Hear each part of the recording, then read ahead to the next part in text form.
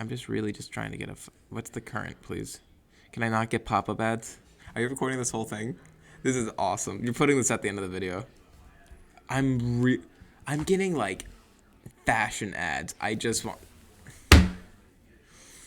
Don't use pollen.com. At the beginning of the COVID-19 pandemic, I had yet to complete my sophomore year of high school.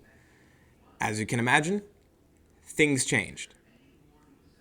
A lot. Not just for me, but for my friends as well, and for countless amounts of people across the country, both my age and not. Friends who I thought were perfectly mentally well suddenly became riddled with anxiety, depression, and feelings of loneliness. As it turns out, this, as well as the changes faced with everybody else, occurred across the country.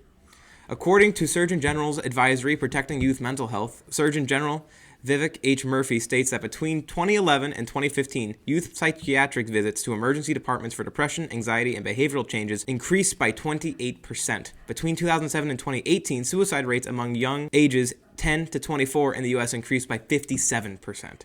Facts like these are startling and point to an ongoing mental health crisis within the United States. These statistics and others that are similar to it raise an important question on how we can combat these issues. Obviously, many people want to stop this mental health crisis, and rightfully so. They don't want their children to be affected by something that is completely out of their control. However, we must take careful consideration on how to address this topic, because the way that we tackle it could very well do more damage than if we just left the issue alone, which is a scary proposition in its own right. In my theory, the way that we could challenge this idea is by, first and foremost, using education as a basis for mental health to combat the negative effects of the COVID-19 pandemic. More actions and resources should be promoted to help students adjust to a post-pandemic world. These actions can vary from more education within primary and secondary schools, more training for teachers to ensure that they are ready to help students, and on top of all of this, utilizing more time within the classroom to get more emotional development from students that they have lost throughout the pandemic.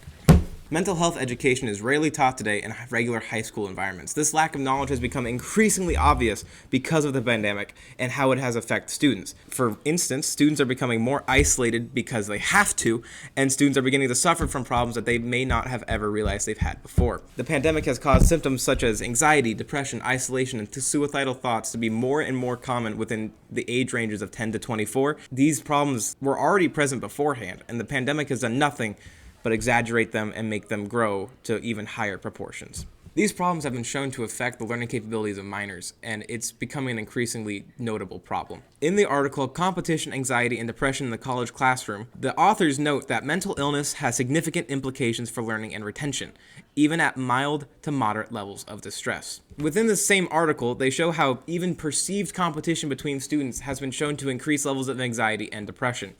Students in competitive environments, or those who are in more academically demanding classes, can feel things like these, and because of them, not be able to retain as much information. And because they are in such a competitive environment, they feel more stress, and this stress causes them to lose more information retention. And you can kind of see how this would create a very bad downward spiral effect.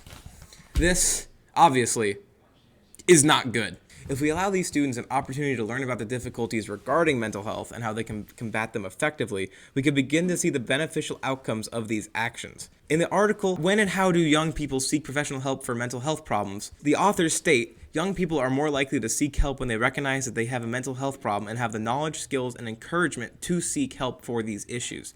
By educating children in classrooms about mental health problems and providing them with additional resources to be seen by professionals for their mental struggles, we could see more positive outlooks on this topic.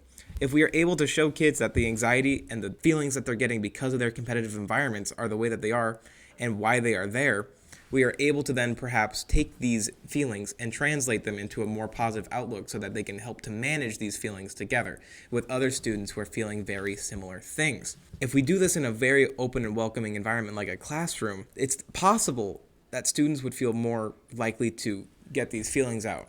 From someone who has been in a classroom environment before, I know the second that somebody is honest and begins to let their feelings out, everybody starts doing it. It's just the way it goes. I've seen it happen at least once every school year since 8th grade.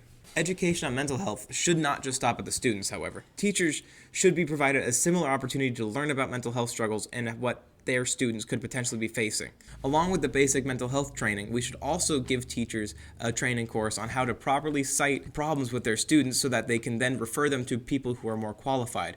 If we allow teachers to be a primary point of referral for counseling, it is possible that more mental health issues could be identified and more students' lives could be bettered for it. In a research article, authors have asserted that although approaching a person, listening to their concerns, and providing them with emotional support is perceived to be helpful, the full benefits from providing mental health first aid may only be realized when the recipients obtain professional help. So while educators themselves may not be able to help their students, if we give them the opportunity to be able to refer them effectively, that could become the biggest benefiter of this proposed idea. If students are given the proper care that they need, life after the pandemic would be an easier and smoother transition for them, and future employers would not have to worry about employees coming in who don't know what could potentially be wrong with them, causing disruptions in the workplace. Hi, Zach. How you doing, bud? Zach, I love you. Allowing students to be taught about what issues face them, how they affect them, and why they are affecting them. A more understanding aura in classrooms could be created, at least in regards to mental health. You can't control all the things kids say. Yeah. This newfound positivity can be taken into an additional step I propose along with the education of mental health problems. Additional time in classrooms for students to regain emotional development that they've lost during the pandemic. In an article for today, Allison Slater Tate cites Kate Hurley, a child psychologist. In this interview with Tate, Hurley states, "Think about first hand-holdings and first kisses or first crushes. All of that got missed. So now there's this catch-up and this urgency that teenagers just don't know what to do with. Adolescents need major social events like first kisses, like first crushes, and like first big arguments with their parents because of the impacts they have on children's behavior and how they react to certain situations in their futures.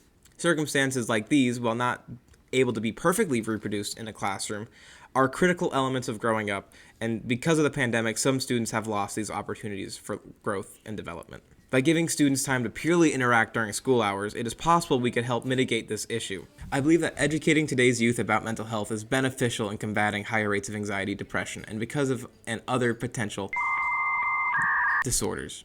That was very rough. I'm sorry. Through this, we can push forward and begin to restore the emotional and social connections that minors have lacked or have fallen behind in developing because of conditions beyond their control. Despite the positive outlook of this idea, there are still notable limitations.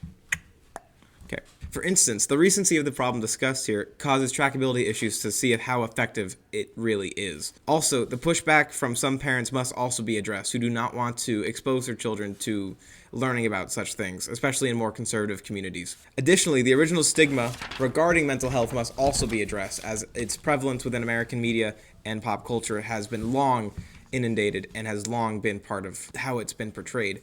It's not until very recently that it has been acceptable to talk about such topics. Additionally, students may begin to develop an apathy towards learning about such things because students will develop an apathy towards every subject that you try to teach to them.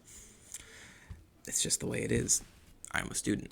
However, I believe the positives of my proposal outweigh these limitations. If we can help students be more accepting, understanding, and honest about their health, we can face and solve a large problem the nation is facing together. We must come together to face these issues as one and help those who are truly going to be affected, the students, the teachers, the parents, and the future employers who are looking for stable, reliable employees. This topic is so important because it directly affects the people who will be in charge of the nation in the future. If we don't provide these students with the help they need in the crisis that they face, the consequences could reach farther than what may seem apparent on the surface.